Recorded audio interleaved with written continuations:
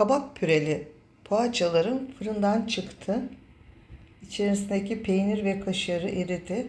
Bakarsanız sanki sandviç ekmeği gibi ama içerisinde yok. Çok değerli besinler var. Bu değerli besinlerin hepsi bir arada sizlere sağlıklı ve lezzetli güzel tarifimi öneriyorum. Videomu izlediğiniz için çok teşekkür ederim.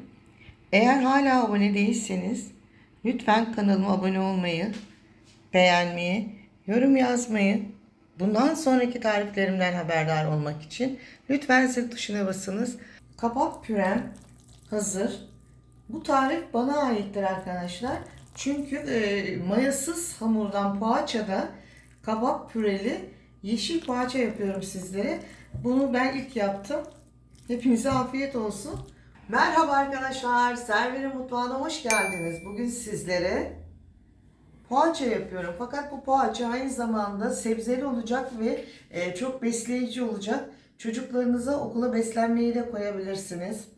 Ben kızımı iş yerine koyuyorum. 1 kilo yeşil kabağımı yıkayıp kuruladım. 1 demet taze soğanımı yıkayıp kuruladım. 1 demet dereotum, 1 demet maydanozum. Hepsini birlikte yıkayıp kuruladım. Sebzelerim hazır. Şimdi poğaça hamurunun yapım aşaması. 3 adet yumurtamın bir sarısını ayırdım. Üzerine sürmek için. 1 su bardağı yoğurdum var. Bakın yoğun bir yoğurt. 1 su bardağı zeytinyağım var. Siz yerine ayçiçek yağı kullanabilirsiniz. Şu şekilde. Şimdi içerisine 10 gram tuzumu ilave ediyorum. Ve hepsini birlikte güzelce çırpıyorum. Hepsi homojen bir şekilde karışıncaya kadar. 100 gram oda sıcaklığında tereyağı ilave ediyorum. 1 su bardağı unumu ilave ediyorum.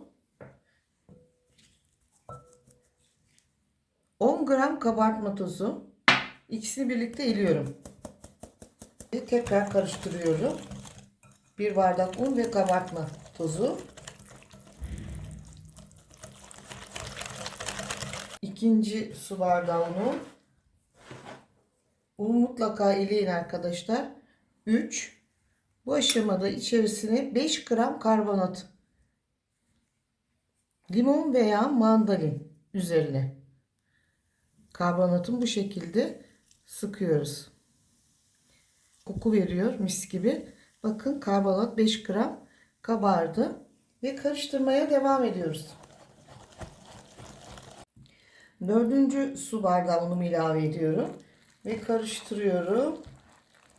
İlavesi devam ediyor. Açıklamalar bölümünde lütfen ne kadar un kullandığımı yazıyorum. 5. su bardağı unumu ilave ediyorum. Şimdi buzdolabı poşetinin ağzını şöyle kıvırdım. Hava almasın diye. Dolapta 1 saat dinleniyor.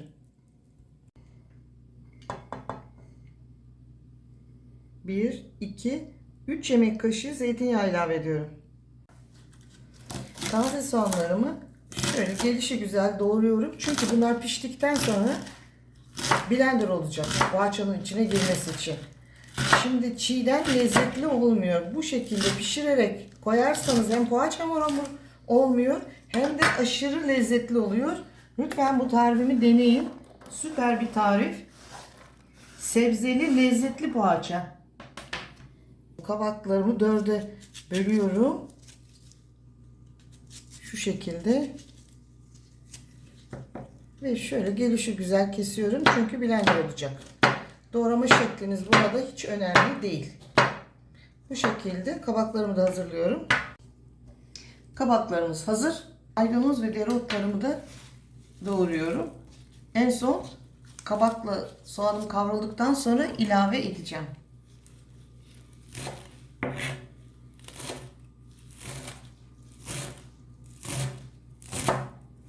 Taze soğanlarımın zeytinyağında yumuşamasını bekliyorum. Taze soğanım yumuşadı. Şimdi kabaklarımı ilave ediyorum.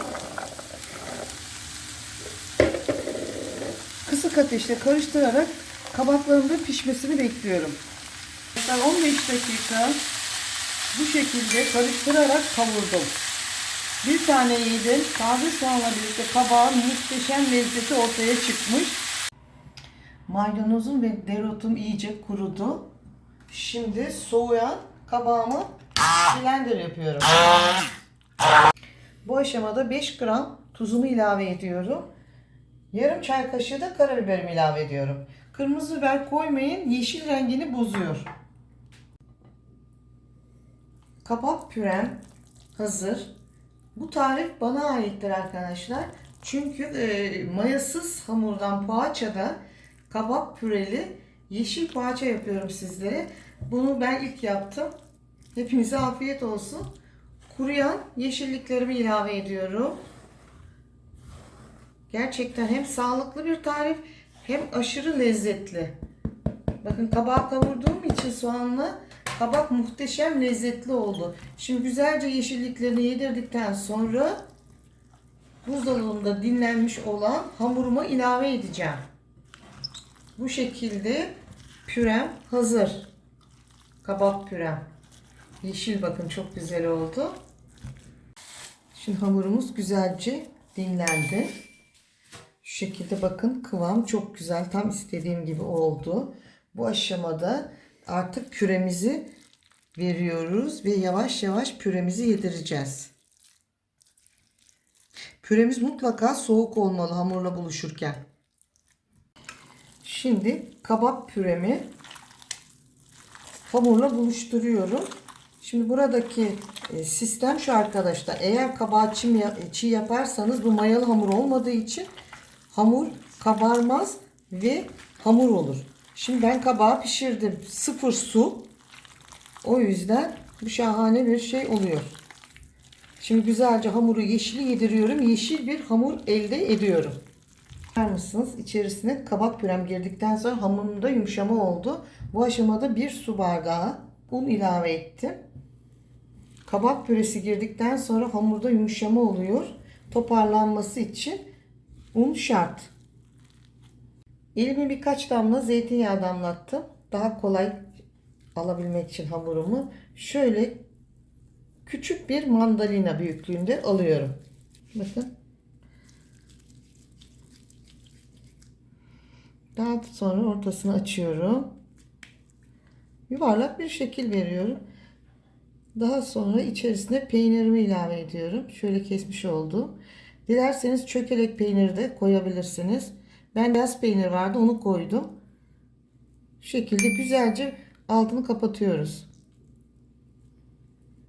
Poğaça formunu veriyoruz.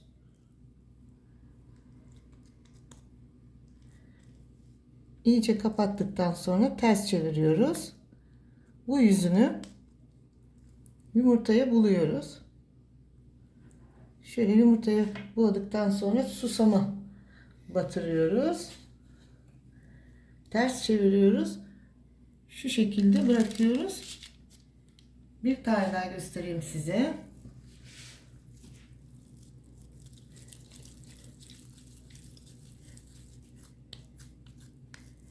İsterseniz hamuru tek yerde açıp merdane ile şekil kapak çaydanlık kapağı ile keserseniz hepsi bir eşit olur. Ama bana böyle pratik geliyor. Hemen böyle yapıveriyorum. Şekil. Bakın. Bunun lezzeti içinde kabakla taze soğanın pişmiş olduğu için arkadaşlar muhteşem bir lezzet oluyor. Lezzetini size gösteremediğim için çok üzgünüm. Bu güzel lezzetli tarifimi sizlere öneriyorum. Yağlamış olduğumuz bıçağımızı peynir görünene kadar kesiyoruz arkadaşlar. İçerisindeki peynir mutlaka görünmeli. Şöyle kestikten sonra hafif bıçakla açıyorum. Peyniri mutlaka görmek istiyorum çünkü. Evet, göründü. Olay bu. Şimdi hepsini kesiyorum bu şekilde. Şimdi açmış olduğumuz yerlere beyaz peynir kızarmadığı için incecik bu şekilde küçük kaşarlar hazırladım. Onları ilave ediyorum. Kaşarlar da renk vermesi için arkadaşlar. Biraz da kızarması için.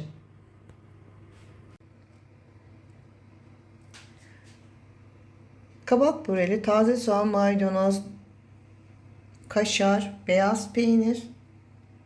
Bu muhteşem tarifimi sizlere öneriyorum. Şimdi 180 derece altı üst fırında pişmeye gidiyor. Kabak püreli poğaçalarım fırından çıktı. İçerisindeki peynir ve kaşarı eridi. Bakarsanız sanki sandviç ekmeği gibi ama içerisinde yok. Çok değerli besinler var. Bu değerli besinlerin hepsi bir arada sizlere sağlıklı ve lezzetli güzel tarifimi öneriyorum. Videomu izlediğiniz için çok teşekkür ederim. Eğer hala abone değilseniz lütfen kanalıma abone olmayı, beğenmeyi, yorum yazmayı, bundan sonraki tariflerimden haberdar olmak için lütfen zil tuşuna basınız. Hoşça kalın, sağlıkla kalın, mutlu kalın.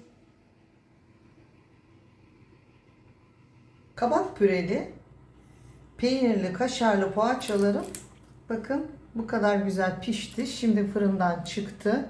Sebze ile birlikte protein bir arada.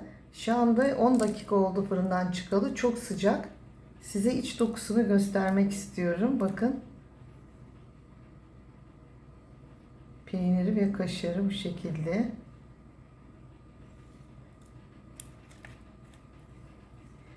Şimdi bir 20 dakika soğudu. Sebzeli kabak püreli poğaçam bakın sizin için şimdi tadım aşaması.